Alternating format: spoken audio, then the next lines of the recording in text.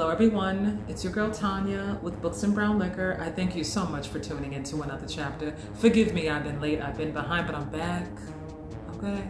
This is my book wrap up for the month of September. Let's talk about these books. These books were so good. I feel like I finally got back into my reading like I do, you know? So anyway, I'm here to talk about 3 books, the books that I read in the month of September, and I will say that all of them did hit. All of them hit the spot, okay? I'm gonna start this off with, let me go get the book. My bad. Mary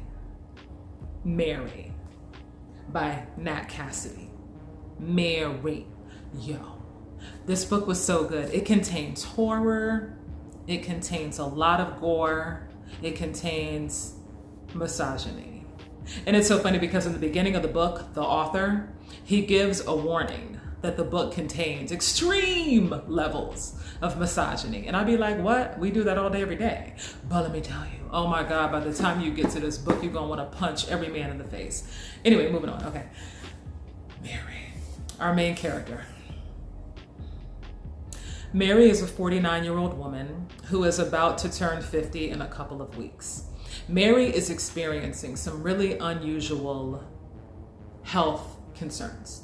Mary is hearing voices in her head. Mary is losing track of time. You know how like when you black out and then you wake up hours later and you don't remember what you did? Stuff like that. And then when she looks at her reflection in the mirror, she passes out. Mary has no friends. Mary's life is uneventful. Mary is damn near so boring. She damn near blends in with the furniture. She's the most boring person that ever lived, right? So one day, Mary's life is flipped upside down. She loses her job. Her rent is going up. She can't afford to live there no more. Mary's life is turned upside down. She goes to the doctor, hey, I'm experiencing these things. And the doctor be like, well, you know, you're a stupid little woman. Go home and take a nap. You'll be fine. You know what I mean? So she goes back to her hometown to live with a relative who's having health issues, Aunt Nadine. Aunt Nadine is like a belligerent sailor in the body of an old woman. Aunt Nadine is a character and a half. So anyway, she goes back to her hometown in Arizona to live with her aunt. And this is when the symptoms that she's been experiencing are turned up. She's losing time. She's hearing voices. She's having dark thoughts. Like, sometimes I want to hurt people, but I don't know why. Like, this shit is weird. You like, what the fuck is going on with Mary? And if that's not enough, ever since Mary gets into town, she starts seeing ghosts. Ghosts. Yeah. So basically, years ago, in Mary's small town, there was a serial killer who had an MO where he would kill women a certain way. I don't know if I'm supposed to say that word, but I already said it. He kills women a certain way. So when she goes back to her hometown, she starts seeing the ghosts of his victims. Like, oh, another one. Okay, I'm just gonna go to the store and get a snack. Oh, another one. What up with that? Why is Mary seeing this? What's happening to Mary? And then, you know, things just start happening, people start getting hurt, and then Mary is like, this is so unfortunate. Why are these things happening? And how come I keep blacking out and not remembering anything? Hint, hint. Okay? But again, because Mary is a middle-aged woman, people be like, you know, you're probably going through the change. Shut the fuck up. Like, you're just tired. You're old. Shut up. Take a nap. Nobody cares. So Mary finally has an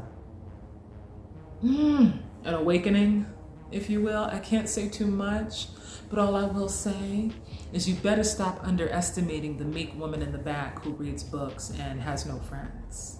Because beneath the surface, you discover Mary has a past that is deep, It's dark, and the book just takes a whole nother turn. I can't say too much more.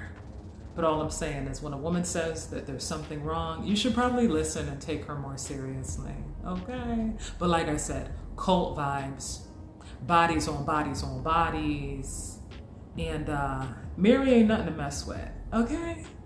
Right. So this is a 5 for me. Hell yes, I enjoyed it so much. So my next book for the month of September is Allegedly by Tiffany D. Jackson. Tiffany D. Jackson, she blows me away. Every single book, I am blown away. And what was the first book? Oh, the first book I read by Tiffany D. Jackson was Monday's Not Coming. I've been hooked ever since. I will literally read anything that Tiffany D. Jackson writes. I don't care if her next novel is written in purple crayon on notebook paper. I'm reading it. Because Tiffany D. Jackson, the way she tells a story, okay. Allegedly. Our main character is a 16-year-old girl she's in a group home. I think she was 9. At the age of 9, it is believed, or alleged, that she took the life of an infant. So she went to prison, did her time, and now she's in a girl's home for this crime that she committed. Obviously, everybody hates her. Everybody thinks she's crazy because she took the life of an infant. But the story is told from 2 perspectives. It's told from our main character's perspective, and then it's told from a series of interviews that were taking place by witnesses and acquaintances during the investigation. Her mother, this witness, that witness, teachers, law enforcement. And so as the story is progressing, you start to wonder, did she really do this? I don't think she really did this. I don't know if she really did this because, her mama ain't wrapped too tight. Just all types of stuff. She was raised in an environment that wasn't that great. So I'm starting to think, did she really do this? By the time you get to the end of the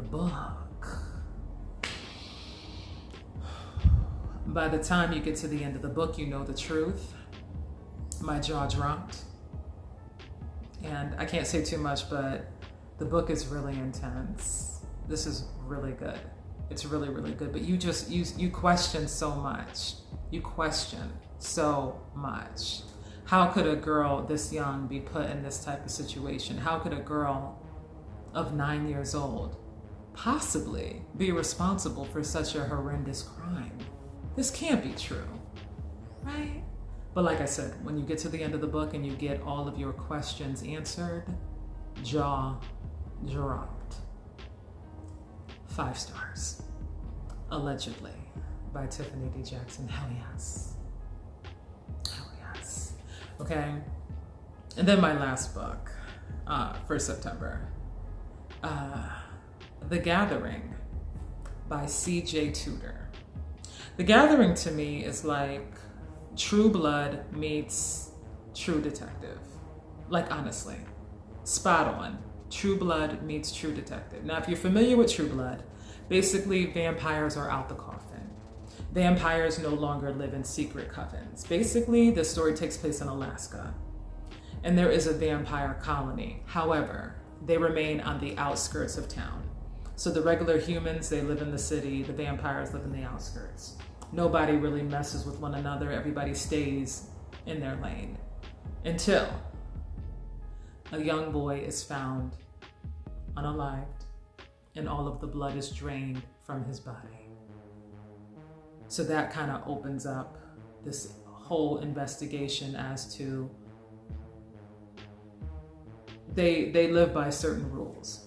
They stay on their side, the humans stay on their side. But if they're crossing over into our territory, hurting our people, something needs to be done. So this whole investigation opens up where they're trying to decide if vampires are dangerous, we need to take them out and do something because we can't live with monsters if they're gonna like act like monsters too. So it's basically like a turf war between the humans and the monsters. But I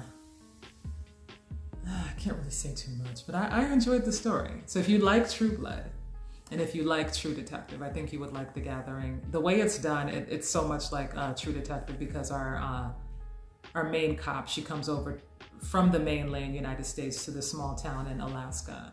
And she conducts her investigation a lot like the show True Detective. But the way the story progresses, it's like